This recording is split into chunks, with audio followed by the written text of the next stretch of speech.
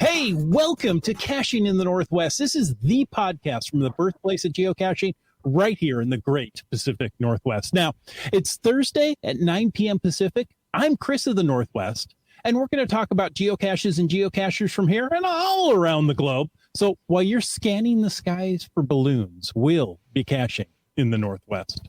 Oh, yeah. Looking for red Zeppelins, are you? Yeah. Ooh, that's a good one.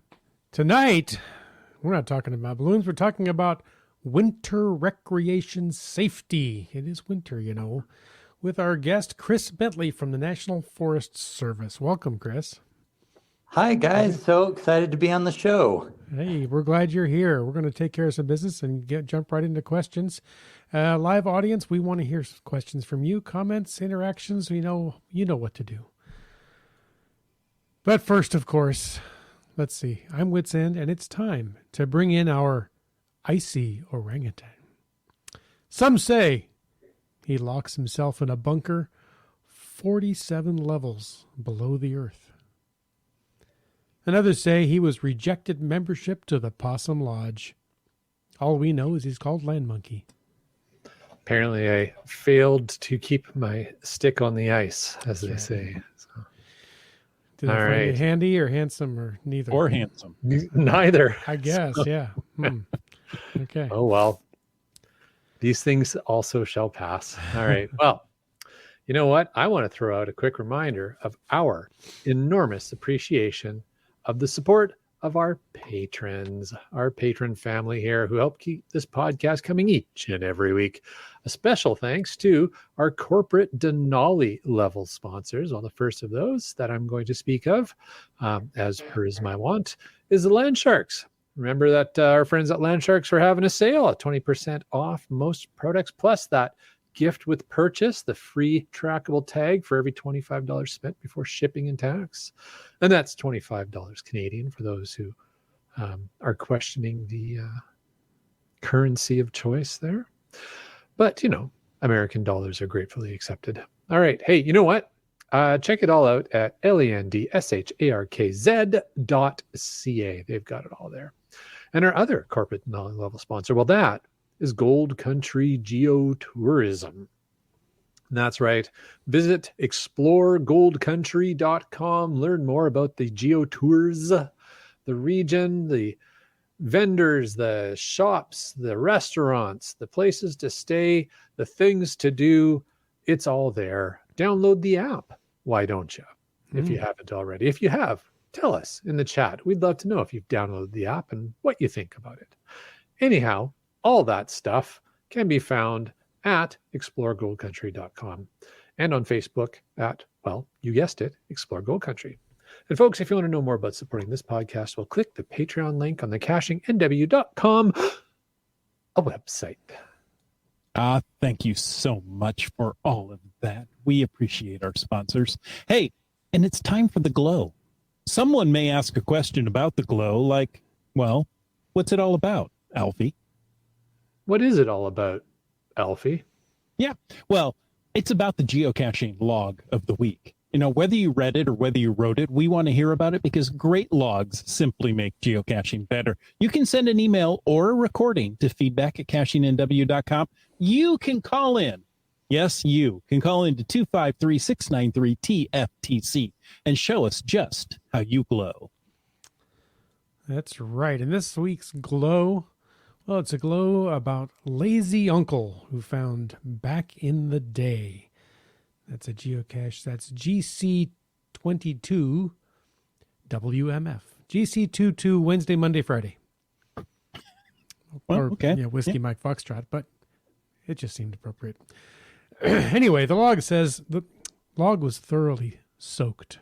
And all of the swag, think paper dolls, fared the same. The difficulty terrain was accurate. It was quite a bushwhack down the hill covered in thorns. The geo trail was intermittent at best, but no pain, no gain, right? My dog and I were able to avoid the worst of the thorns while getting to ground zero. Coordinates are reasonably accurate. New fizzy grid square for me. The creek was dry today, but the cache was full of muddy water. Getting up the hill was faster because I knew where to look for the trail. I escaped with my life, my dog, and a new find. I would favorite this, but I'm out of favorite points. Took nothing, left nothing, signed scrap of waterproof log. Fantastic, right? You know what? We've got a news article that will help our glow this evening. Do you know? Well, you know what? Before I get into the news, let me tell you a little something. If you want to join the conversation tonight and live chat, you guys are so great. I mean, you've already got a huge conversation going. Yeah. I don't know if we need to be here or not, but we're going to keep talking anyway. If you want to get in the chat tonight, use the hashtag safety. Let me talk about the hashtag safety in a voice you can understand.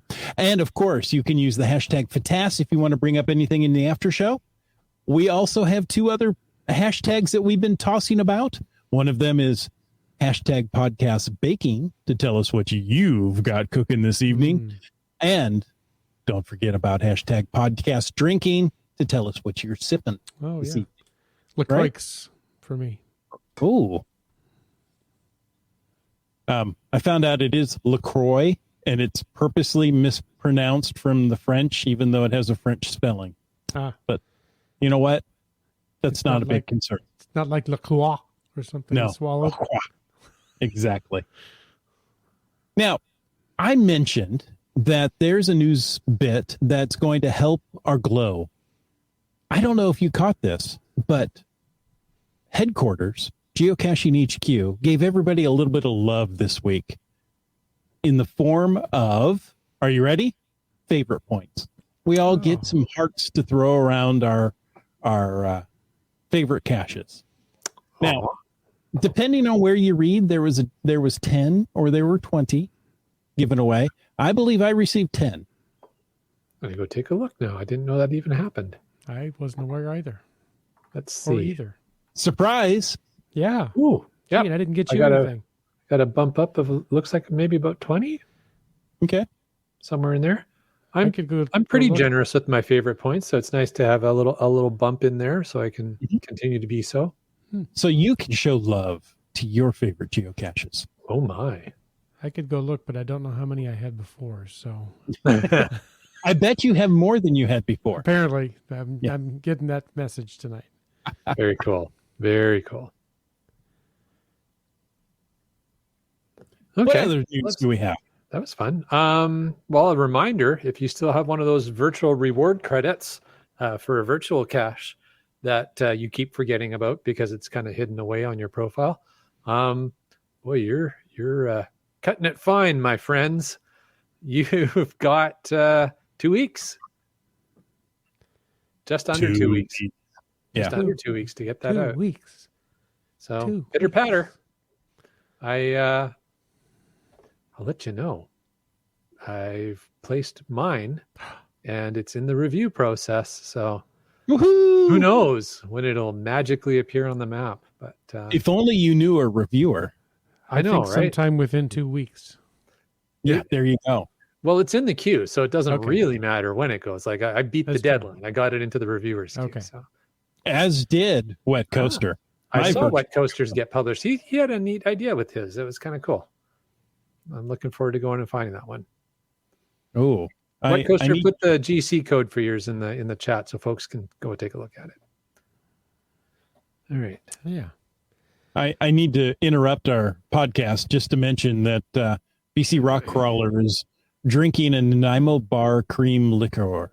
Ah, nice. And, boy, that sounds sweet. Okay. Now, enough of that. I think maybe he left his Nanaimo bars out on the dashboard of the car too long. That's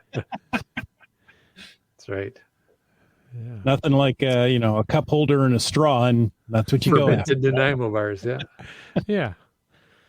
All right. So get those virtual words out there. Enjoy the favorite points, and let's talk about safety with our guest, Chris Bentley. If you, the astute podcast viewers will note that Chris is not with us by video tonight. He's audio only, but he's got a perfect guest for the audio podcast listeners. So, Chris, welcome.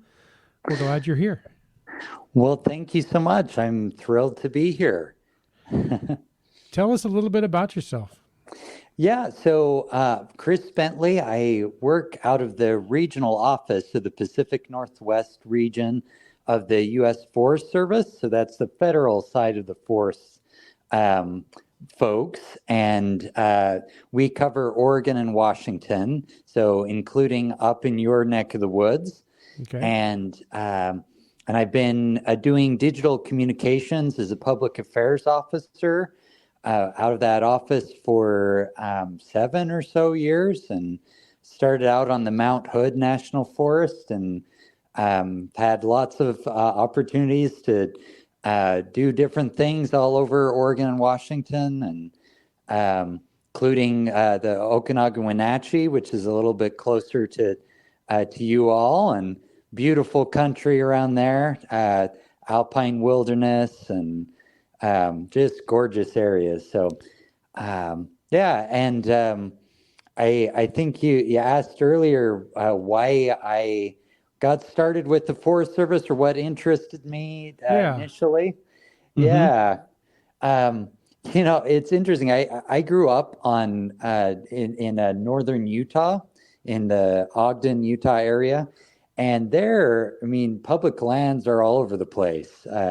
They're basically in my backyard.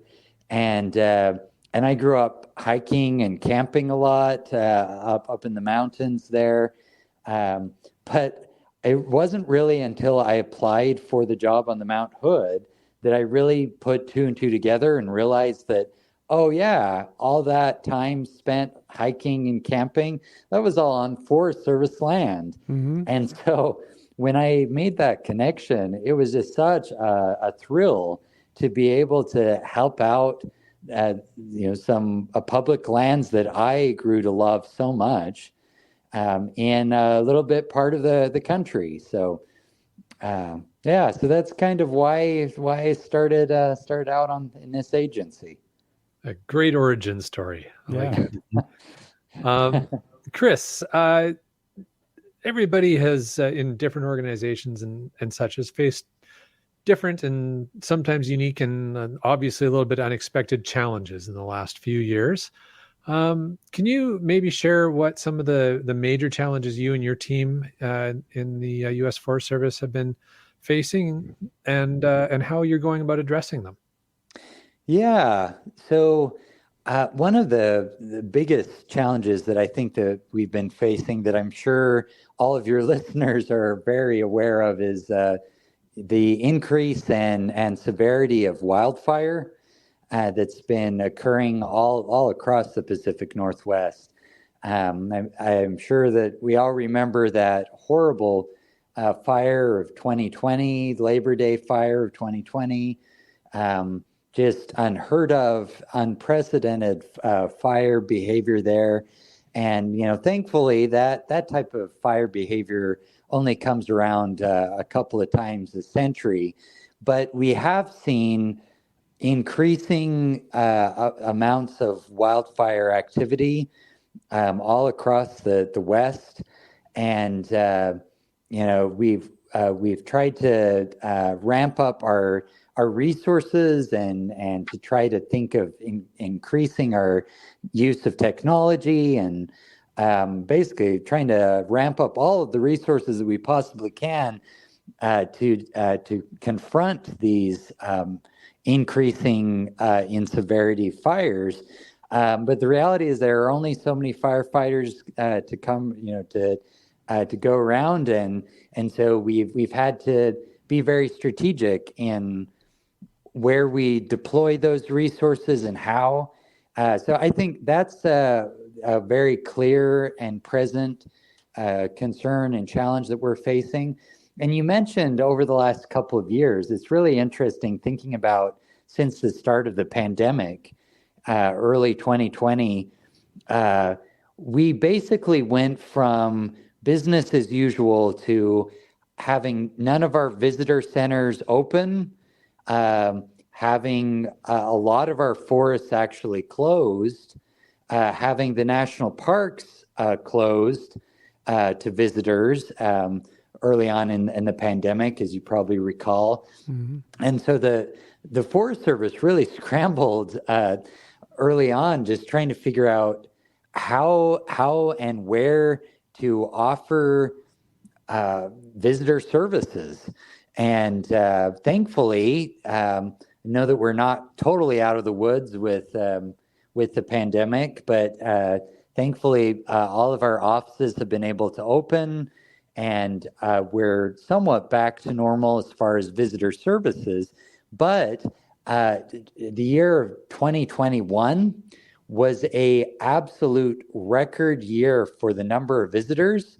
And if you think about why that would be, a lot of the venues that people normally thought of as far as what to do on weekends and just a fun activity to do on an afternoon, a lot of those opportunities weren't available in 2021 because they were either closed because of mandates or staffing issues. And so what a lot of people decide to do, instead of hitting a concert or a bar or whatever indoor venue that they might choose of, they were hitting the forests. And so we actually experienced almost 100% increase in visitorship year on year from 2021 to 2019. And so so we're still dealing with that increase, which we love. We love having more people visiting, but again, we need to think about how we can best utilize the resources that we have so that people can still enjoy the forests and we're not loving it to death. Exactly. I mean, if you're getting, twice the people going through there, there's going to be just more usage, more wear and tear, more maintenance needed. Are you working with local communities and some of their stakeholders to help to manage the forest and to promote conservation? Oh, absolutely. There is no way that we could do any of the things that we need to do as a forest land manager without the help of thousands and thousands of volunteers who dedicate hundreds of thousands of human hours every year towards maintaining trails and restoring historic structures and maintaining outhouses and things like that. We forget that a lot of the work that goes on forests, some of it isn't very pretty, but it's Right. absolutely necessary for the visitor experience. So volunteers are absolutely critical, and we're so grateful for them. Also, you mentioned stakeholders. We rely so much on our partner organizations. A lot of the volunteer management and coordination is actually done by our partners. So we might have a partner coordinator on a forest, but that person probably coordinates with hundreds of organizations. And there's just no way that any one person could coordinate the amount of volunteer opportunities and partner collaboration that needs to take place. And so those partners are absolutely critical to sponsoring those volunteer opportunities, looking for grant opportunities to fund some of the work that we just couldn't do without them. So absolutely. And I would also say local municipalities and county governments, we absolutely rely on them too.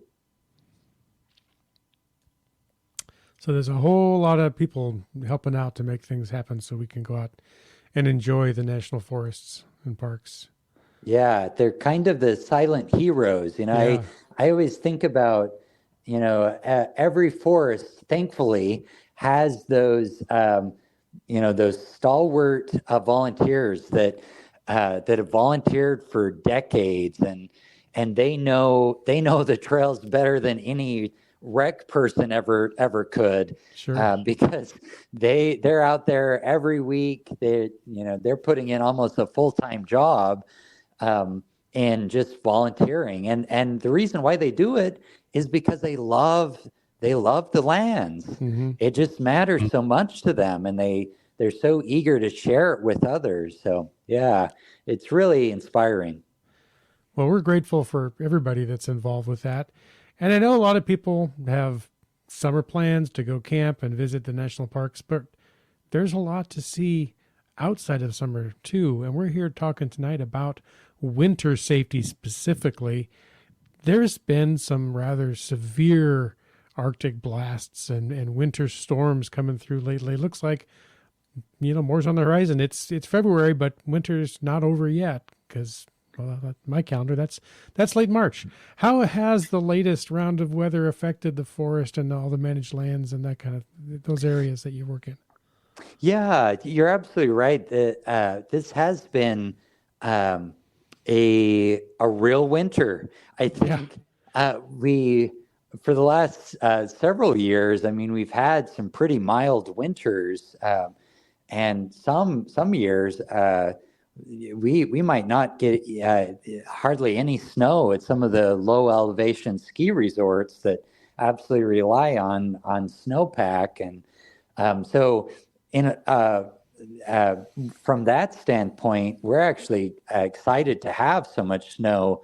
It'll mean that we'll have snow melt, glacier melt, that'll feed our rivers and lakes, which are absolutely crucial to fish habitat and so many other aquatic habitats. But you're absolutely right. We've had some severe winter storms too, and so with that, and with winter recreation in general, I'm really glad that you started sort of segueing to this segment by talking about the fact that there really are 4 seasons worth of outdoor adventures on our forest lands. I think that a lot of people sort of take a break for visiting the forest during the winter and early spring, and then the summer always just gets so slammed because that's the time when most people think about recreating. But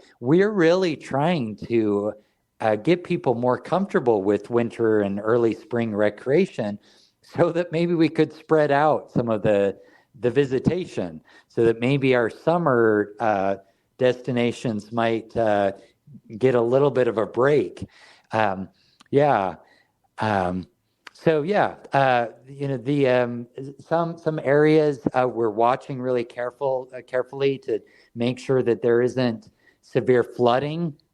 You probably remember last year, the Malheur National Forest experienced really torrential rain and snowmelt that wiped out. Trying to remember, I think there were almost 50% of the wreck sites that were impacted, and some were totally destroyed by stream, flooding and things. And so we're definitely watching that and monitoring it. Thankfully, so far this year, we haven't had anything quite as extreme. But you can also imagine that with spring runoff and things, we're particularly watching areas that have had severe fire, because most of our hillsides, there's some natural earth flows that take place anyway. But if you have these stripped hillsides where there are no trees to suck up a lot of that rain and to hold that hillside in place with the root systems, landslides can be a real risk. So we have crews out monitoring that, and so with that, I hope that if people plan trips and things, that they give us a little bit of grace. That if we have to close an area because the road has a severe landslide, that they give us a little bit of a break, and that maybe they can have some plan B and some plan C's in place. So, yeah. Wow, it's quite a few things there to take into consideration, Chris. So you talked about landslides and flooding events. Are there other safety risks that visitors to the national forest in the winter should be aware of and be thinking ahead of? Yeah, that's a really great question. I think that it can be intimidating for a lot of people that haven't done it before. And I don't blame people for wanting to just wait until the summer when it's just a little bit easier. And I think that the way that I approach winter recreation is you can have the same wonderful adventures that you can in the summer. Just with the winter, you just need a little bit of extra planning. That's really the main thing that I tell people. And so, whereas in the summer, you might just pack a light jacket just in case it starts raining or if it might get a little bit cold. With winter, you have to plan your layers a little bit. So we actually separate out our summer 10 essentials and our from our winter 10 essentials, and we do that intentionally because there are a couple of things that you just have to be prepared for that are different than the kinds of things you'd have to keep in mind during the summer. So I would say there's a couple of main themes just to make it really simple for people to think about. The first thing I would think about is dressing appropriately. So, if you're planning on going out on a hike or maybe for some winter camping or something, keep in mind that the weather and the conditions in the mountains are going to be very different than how things are in the city. Even if you're experiencing a little bit of snow where you might live, the conditions will be very different. And not just that things are going to get colder at higher elevation. There are microclimates too. The canyons can create different climates. And so you have to be prepared for whatever the weather might hit you. So dressing in layers is absolutely essential. And the way that I think about that is there are three main layers that you have to think about. You have to have a base layer, and that should not be cotton. That should be wool or some man-made material that's specifically designed, like neoprene or something like that. Wool is fabulous, though. I think wool is the wonder fabric. It's just remarkable. It will wick moisture and it won't keep you cold. It'll keep you warm. So as you sweat, that's the real danger, is if you sweat, as you might, as you're getting out, your steps in, you're not going to stay wet and stay cold. So that's the first layer. The second layer should be like a fleece or just something to insulate you. So that can be like an insulated jacket or a fleece jacket. And then the last should be a waterproof shell, like a waterproof parka, or even just a rain jacket that is really good in the rain. That'll be great because that'll keep the outdoor moisture away from you. The inner layer will keep you warm, and then that inner layer will wick the moisture that you might produce with the sweat, so that you don't stay cold. And then a hat is always a great idea. You're going to want some nice gloves. They don't have to be high end or anything. Just something, preferably something waterproof. And that's really something to think about. If you're going to be hiking, it's always great to have like yak tracks or something like that, or a really good hiking boot that'll provide traction. Nothing worse than slipping on the ice. So you want to make sure that you're getting something that has some traction. So that's what I would say with clothing.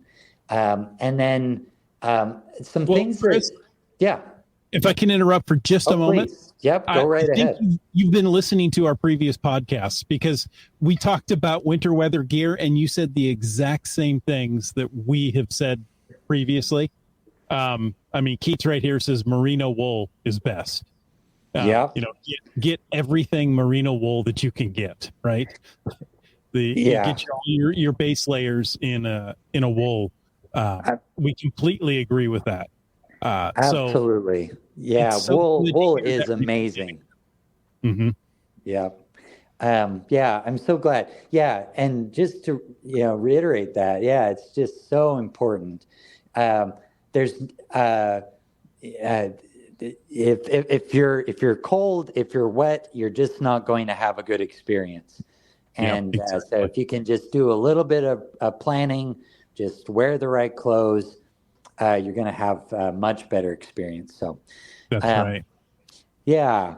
And then there's some things that you can carry with you in your car. Mm-hmm. So definitely you're going to want to pack some extra water, some extra food.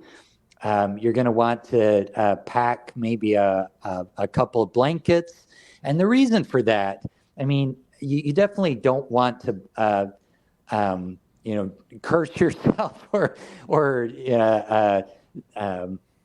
attempt fate or anything, but you want to plan for the worst, just in case if worst comes to worst, you're going to be in an okay situation. So if you get caught in a freak snowstorm and your car gets stuck on a road that's normally cleared, you're going to be okay spending the night. And that's why it's really, really important that you prepare for that by bringing some extra things in your car. And so if you bring those extra blankets, if you have some snacks, if you have some extra water, you're going to be able to tide yourself over for that extra night until the storm blows over or until a rescue crew can come to get to you. Mm-hmm. It's important to realize that even if you have cell signal where you might call for help, you have to remember that the rescue crews have to be able to get there too, right? So those snowstorms are going to be impacting them just as much as they're impacting you. So you have to be prepared for potentially spending a night. So that's where just having those extra supplies in your car can be really, in a real sense, a lifesaver.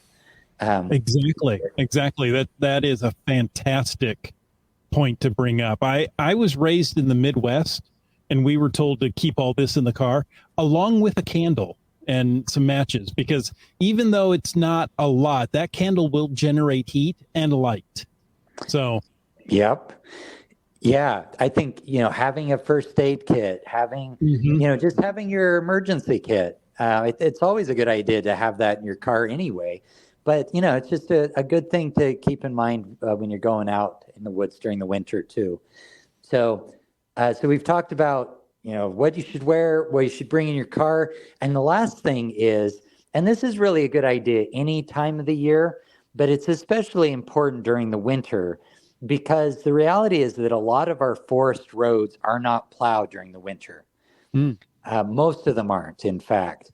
And so it's really important that you chart your route to your destination, where you're hoping to go, beforehand, and that you're contacting the forest office to make sure that you can actually get to where you're trying to go. We say this so many times. Google Maps is an amazing tool. So many of the other online mapping tools can be incredibly useful, but don't rely on them exclusively, because the Google Maps is just going to route you to the most convenient route, and they might not be up to date with the conditions of the roads. And so I've heard just the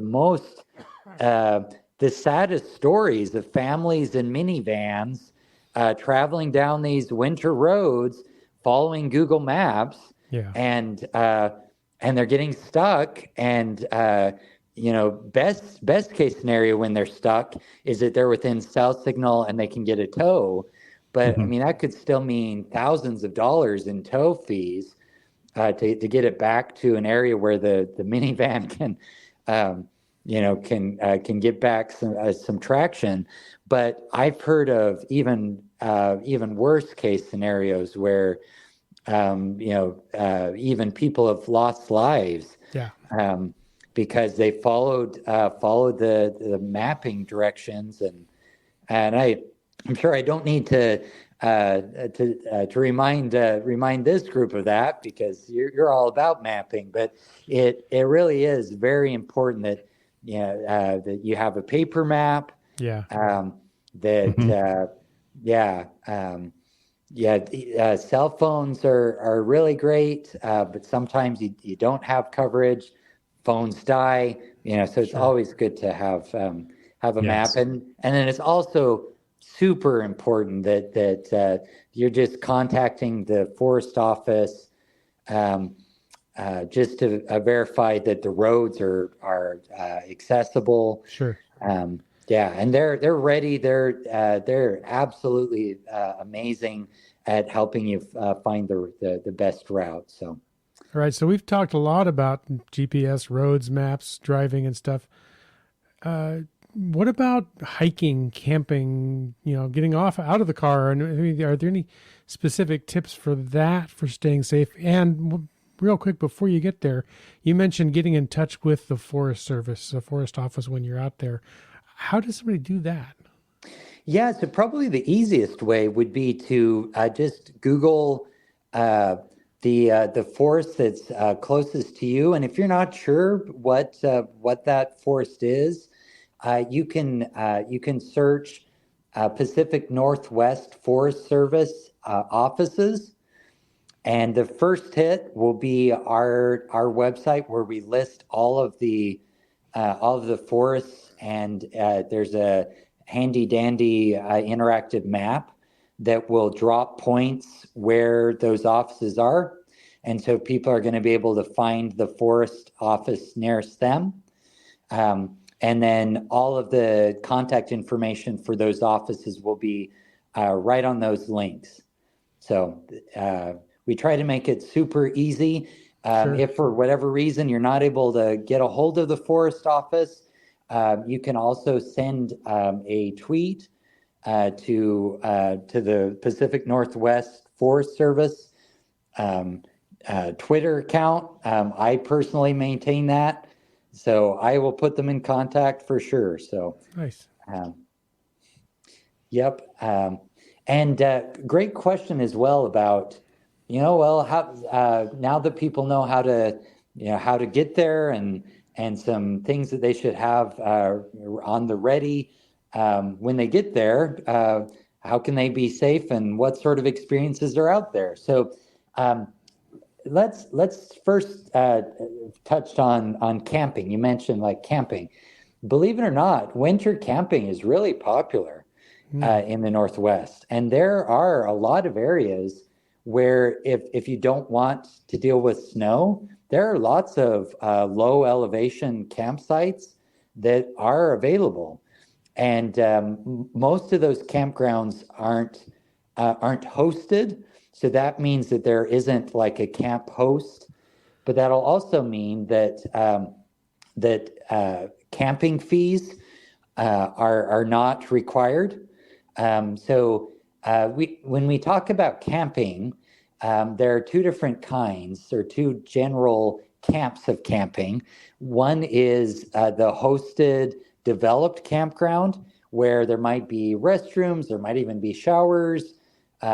There's water available, and at those locations, camp fees are generally expected just to maintain those campgrounds.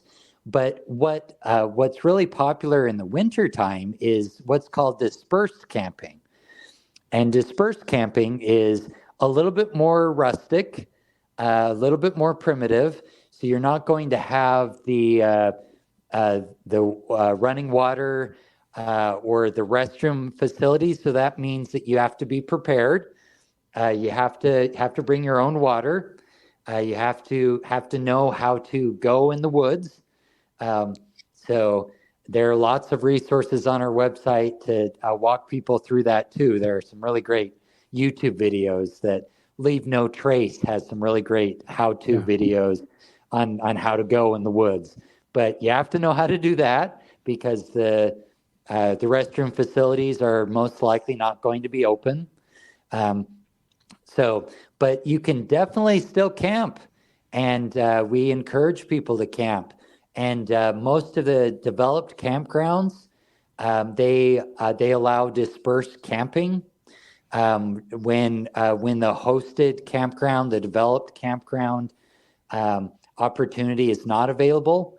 And I love telling people that over 80% of the of the forest land is actually free without even day fees. So you can, if you find a good spot that's pulled off the road, that's safe to park on, and if you're the rule of thumb is if you're 200 feet away from running water, then you can set up a camp. We definitely encourage people to practice the Leave No Trace principles. Mm-hmm. So in fact, we love it if people will leave it better than they found it. Mm-hmm. But at the very least, if they can just clean up after themselves and make sure that they leave it as good as they found it, then that'll mean that the person who comes in after you can enjoy the same experience. So that's what I would say with camping. It's the same sort of thinking with clothing and getting your car stocked up. You're gonna want some extra supplies while you're camping. You're gonna want to make sure that your rain fly and screen is up, and that your tent has a new waterproof a coat of waterproofing on it. You definitely don't want to wake up in the middle of the night being soaked. So you're going to want to make sure that you have a good tarp. And then also thinking about you might not be able to start a fire because the conditions might not be perfect for a fire. So, how are you going to stay warm? So thinking about some propane heaters or some battery-powered heaters, that's always a great idea. And then with like hiking and things like that, a lot of our hiking opportunities, especially on the west side of the Cascades, they're low enough in elevation that you're not going to run into snow on a lot of those hiking trails. It's really important that you check out the forest website associated with that hiking opportunity before you head out. Just we try to maintain our website with good information about that, so people know that whether or not that road that leads to that hiking opportunity is actually accessible. Mm-hmm. Again, most of our roads are not plowed, and so if a forest has experienced snow, there's a good chance that that snow's still on the road. And so you got to know the capabilities of your car. Carrying chains is always a good idea. Snow tires is a absolute must if you're going to be driving in snowy roads. But just knowing your car's capabilities is really important. Chris, you've mentioned a lot of valuable information here for folks to make sure they try and keep in mind. I'm curious if there is, and I think you've mentioned a few different websites as well, but is there, we often talk about trip planning in the sense of, I guess there's two ways you could look at it. One is plan before you go, like make sure you've done your research, and another is leave a plan behind for people to know what you're going to do. And that's generally, that second part is what we talk about most on the podcast from a safety perspective. But from that first perspective of planning your trip, now you've mentioned a lot of things to consider and a lot of different resources. Is there like maybe one or two definite places people should go if they're planning winter, early spring adventure in the national forests? Yeah, so there are a couple of absolute musts. So if I was planning a hiking trip into the woods during the winter, there are so many great third party apps out there, All Trails, Gaia, all of these wonderful trail opportunities out there. I would say that those are great references, but just like with the Google Maps, don't rely on it exclusively, because a lot of those apps are crowdsourced.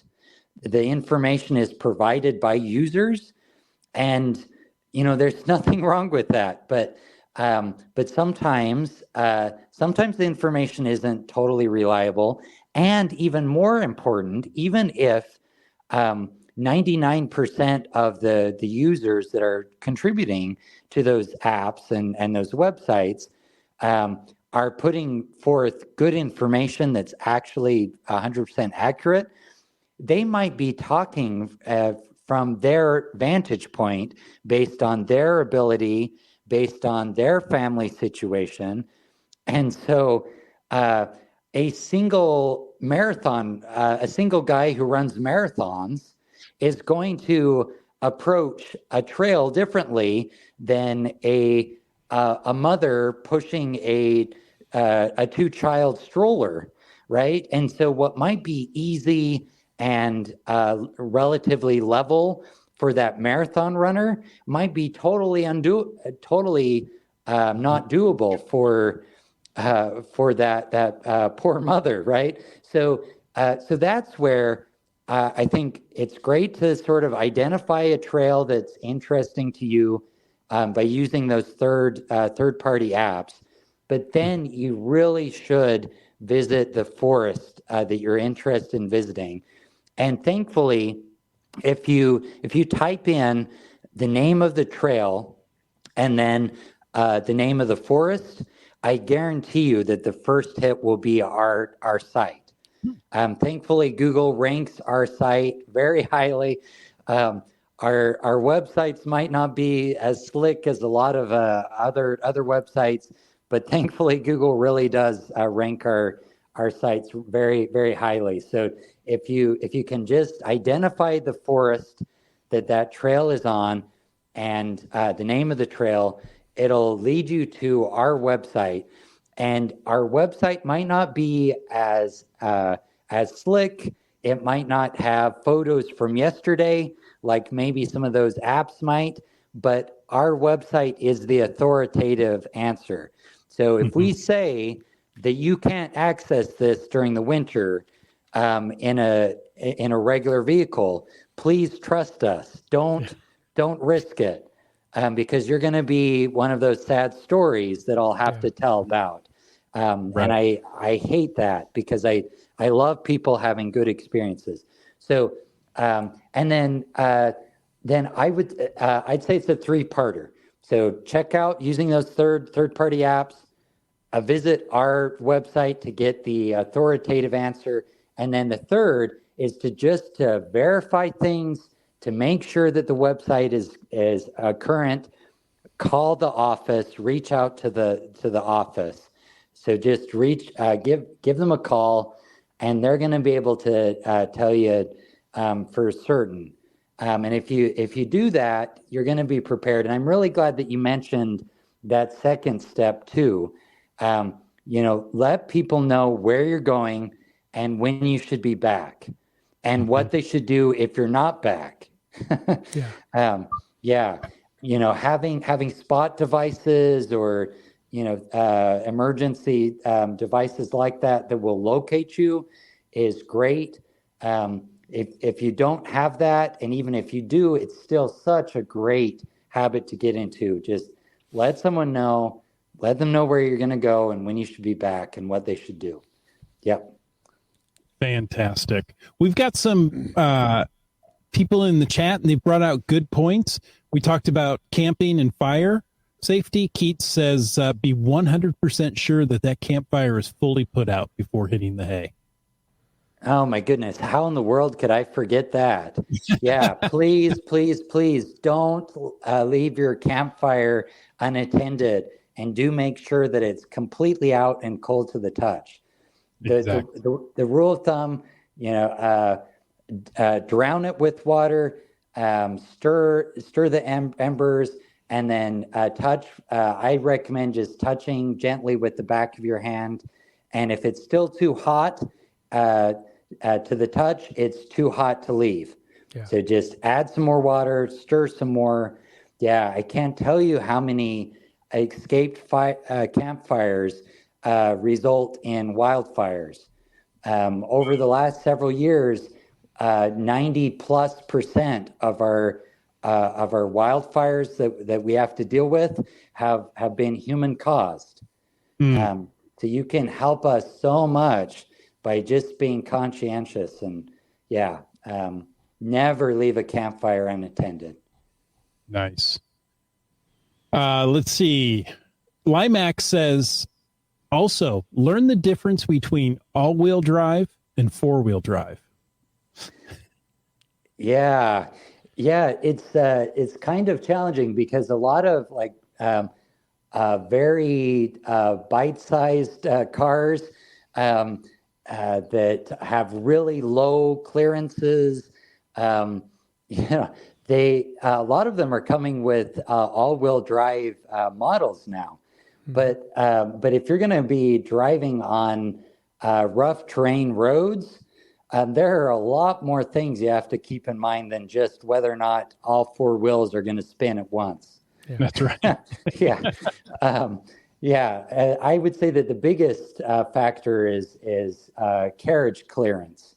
Right. If you're going to be going on, we call them a tier 3 system roads. They're sort of the often they're more like dirt paths more than roads. Often there are enormous potholes on those. Those roads might get maintenance on a 20-year cycle. You can identify those by the main roads have 4 main numbers, so like 4600. So the 46 road would be the main road, and then the arterial road might be like 4625.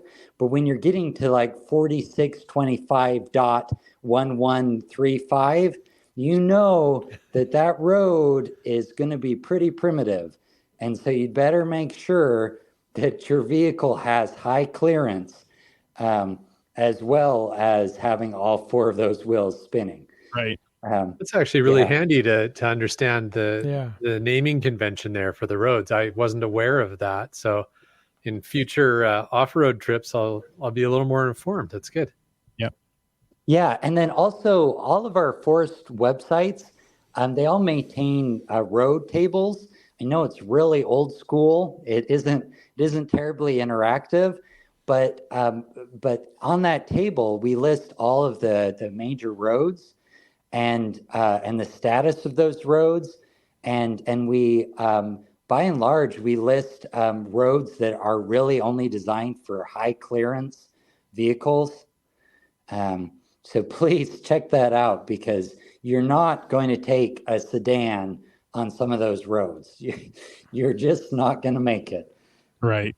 And as soon as you hit a big rock and crack that oil pan, you're in a very expensive tow to get out of there. Oh, absolutely. I've heard of just so many horror stories of people being, miles and miles away from cell signals, and, just having to trek back. And yeah, so just to avoid that. Exactly. Yeah. Chris, thank you so much for spending your evening talking with us. This has been very informative. We even got tidbits of how to understand what tier the roads are that we'll be traveling on out in the forest. That right there was great for me. If our listeners wanted to get in contact with you, what's the best way for them to do that? Yeah, so if they want to reach out to me specifically, I'd love to give my email. It's just christopher.w.bentley@usda.gov. And feel free to put that in the description for the YouTube version of this. I'd love to interact with them. Love to answer any questions. Love encouraging geocaching. I think that geocaching is such an amazing gateway activity for, I think, especially young people. Mm-hmm. I don't know if you've heard, you're supposed to leave your technology when you're going out in the woods, but I think in a lot of ways technology can enhance the experience. So why not bring along your GPS units, and it can be such a great way of incorporating technology into the experience. So we have some great information about geocaching on our website too. So check that out. And it's been such a pleasure being on the show. Well, thank you. And you know what? We need to schedule for you to come back and talk about how we can be geocaching in the U.S. forests, managed lands properly, and with consent and all of that. Yeah. I'd love to have you come back. Let's do it. Yeah, I'd love that. To be continued. There you go. And folks, thank you so much for joining us this evening. We hope you enjoyed this episode of Caching in the Northwest. Absolutely. And we also hope that you enjoy taking a moment to thank our sponsors. Of course, our corporate Denali level sponsors would be Land Sharks, LANDSHA. Let me try that again. LANDSHARKZ.ca. And also Gold Country Geotourism, which I won't spell that out because I think you can figure that one out. Those are our two corporate Denali level sponsors. Landsharks.ca is the outdoor adventure and geocaching store. Check them out online. They're shipping those online orders daily. And for absolutely amazing geocaching adventures, check out exploregoldcountry.com. Download the app and be the cool kid in the class who downloaded the app. All right. And, we want to thank all of our faithful Denali level supporters. That's Landsharks, Gold Country Geotourism, but wait, there's more. Team Squirrel, Groovy Owl, and Cachly, the geocaching app. We should have Nick back on the show. I'm sure the app has had some updates since the last time we talked to him. Very likely.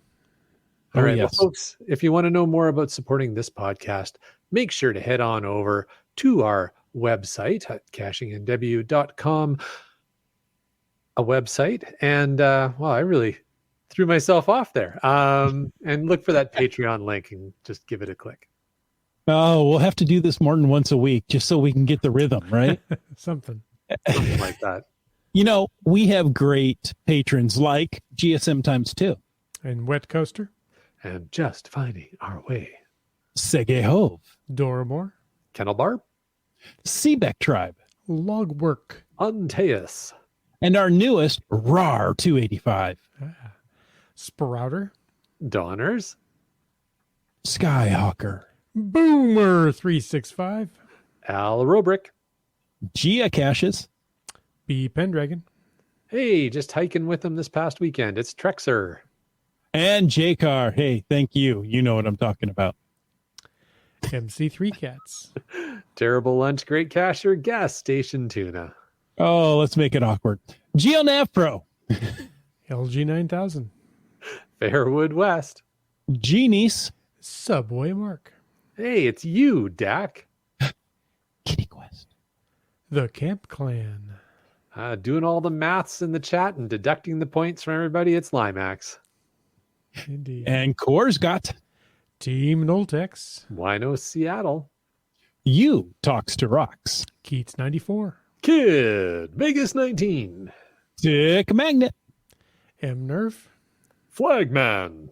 Kev MacD. Ackerduck. Whidbey Island Gal. Ari. 54321. Peach of Washington. And just a wee bit south of me, CRS 98. Oh. And Green Words. All right. You were saying? I was going to say, thanks for taking the time to listen to this episode of Caching in the Northwest. Your support helps keep the quality shows coming. If you like the show, click on the Patreon link in the cachingnw.com website. Now, if you didn't like the show, let us know what you want us to talk about. In either case, please subscribe on Apple Podcasts, Google Podcasts, Stitcher, iHeartRadio, Spotify, and all the other ones. Subscribe and give us a review. Now, if you were in a restaurant, you would leave a tip. If you were in an audience, you would clap. But since you're on a podcast, leave us a free, fast, fabulous, fantastic 5-star review. You can also call in to 253-693-TFTC and leave us a comment, ask us a question, or help us out on those Forest Service roads any time of the day or night. And of course, you can email us at feedback@cachingnw.com. Now, join us every Thursday at 9 p.m. Pacific for a live show and even livelier chat. This show is produced by Chris Huffenauer, Jim Paulwitz, and Jay Kennedy. It's licensed under a Creative Commons Attribution 3.0 license, copyright 2023 by Chris Huffenauer. Folks, I ask you to stay tuned for The After Show. Did you do that all in one breath? I don't know. He hasn't inhaled for an hour. I think I blacked out there. That was fantastic. Well done. Oh. Well, let's see.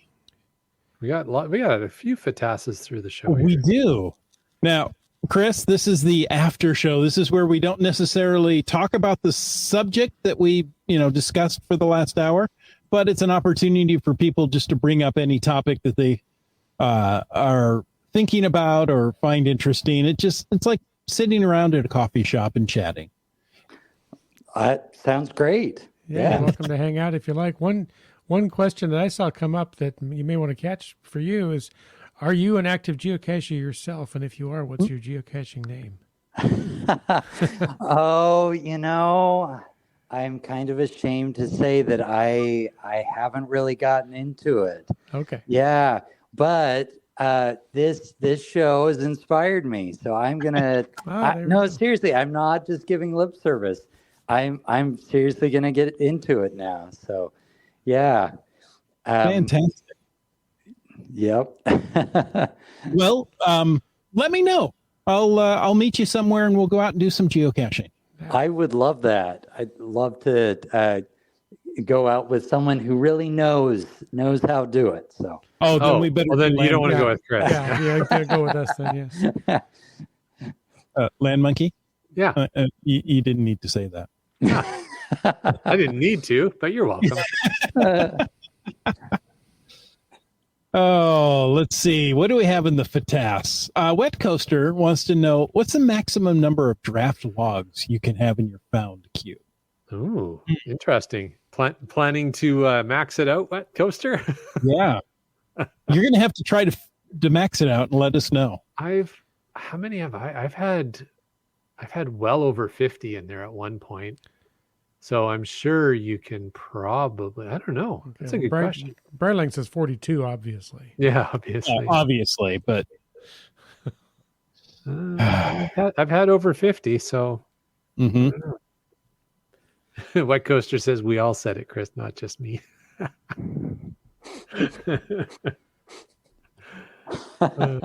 Too funny. Why do you guys pick on me? No. Okay. Because you're the let's- first one who spoke Because up. you're such a good sport. Imagine if we didn't like you. I know exactly. That's what I'm afraid of. Let's see. Keats 94 says, I'm off to Oliver tomorrow. Now, we have a dog in the neighborhood named Oliver, and I don't think that's what he's talking about. Yeah, he's coming down to visit Oliver. Okay. The hamster named his car Oliver. Oh, yes. Checking out some breweries and wineries while I'm there. And of course, we'll find a few geocaches. Well, of course. As one does. Very good. What else? Seebeck Tribe's wondering if there's any cool events happening soon. Why, there is. There's always cool events happening. That's the fun of geocaching, isn't it? Going to a cool event. Chris, you're hosting a really cool one soon, aren't you? Yeah, actually, yes. So in 2 weeks, we have our 500th episode.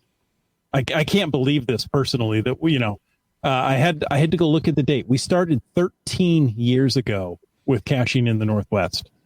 Well done, my friend. And, thank you. And so now we're approaching our 500th episode, and I rented a theater in Tacoma here. We'll have a live episode. We'll have an event beforehand. Hey, come on by. Popcorn and sodas provided for you. All the cool kids will be there. I see the event here on the. So if you're looking for it, folks, it's GC Alpha 4 Tango Echo 5. There you go. I just did a quick little search there and pulled up the event. Very nice. How did you find that? So we'll have an event from 7:45 to 9 o'clock. 9 o'clock, we'll go live, and you'll get to see behind the scenes of how a podcast happens or doesn't. You'll get to watch a last minute scramble. You'll never see be if the the same. podcast does actually happen. Yeah.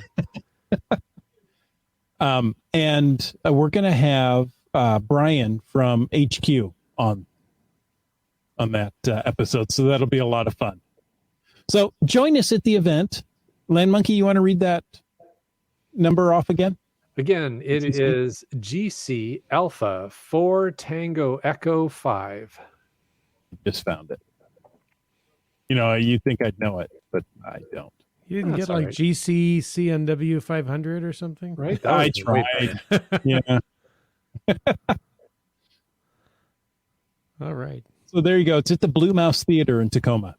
Great It's a great building. theater. That building is coming up on 100 years old. I was gonna It's say, 100 years old It's a this year. historic building in the Proctor district. Yeah. Very cool. There you go. What Looks else do we you've got have? a handful of folks who've already got their will attends in. There's definitely lots of seats left. So get yours while you can. Oh, and there will be cupcakes. Oh, wow. Well, in that case, Yeah. Yeah, you're welcome too, Chris. Come on, join us. thanks. Yeah, I was kind of on the fence, but cupcakes. There you Yeah, go. yeah. Yeah, You had forget me at about cupcakes. it. Yeah. Keith says, I remember 300. I feel old. Yeah, I remember one. So There you go. Yeah. I think I came in. I always can never remember this, but somewhere in the early 20s, I think is where I came in. I think you came in episode 20. yeah, Is it? Okay. it was a long time ago. Oh, okay. A mega in the Bay Area, caching in the Bay this June. Very cool. Congrats, Limax. June. What day in June, I'm wondering, because I'll be traveling California in the month of June. Maybe I could work it just to swing in there. Ooh, There you go. that'd be cool. And Wet Coaster. I know. You all said it. Yeah. I'm just pointing that back up there. Okay. What else do we have? What you got? Hey, there's some discussion about the Curry Micro series. What is the Curry Micro Yeah. Series? I know we have a Curry apple orchard here in the Tacoma area, Well, I'm curious but about I don't that. think that's it. Yeah, curious about that. I'm wondering if it's like the Church Micro series in the UK or the There it is. what's the rail one? Sidetracked. Sidetrack series. Yeah, so there's a couple of those series that kind of really took off in the UK and maybe may or may not have made it over across the. This is obviously Indian food. Well, that's what I would think. It's near Indian food restaurants, but I don't know. I mean, that's just my guess based on Curry Micro Series and relating it to the Church Micro Series in the UK. Yeah. GC code. Oh, for those who wanted the GC code for the Mega in California, caching in the Bay, June 24th, GC9 Romeo Victor Zulu 2. There you go. What Ghoster says, the Curry series it's in England. It's like the Church Micro and Sidetrack series, so same idea. He's found a couple of the Sidetrack caches in Toronto. Very cool. Well, there's some right here in the Great Pacific Northwest. Yeah, I think Subway Mark owns a bunch of them. He owns all of them. Let's be honest. Yeah. Oh, hey, folks. Thank you for joining us again, Chris. Thank you so much for staying up late and being able to squeeze us in between events. We certainly appreciate it. Hey, absolutely. My pleasure. And hope to come back. You got it. Hey, and until next week, get out and get caching in the Northwest.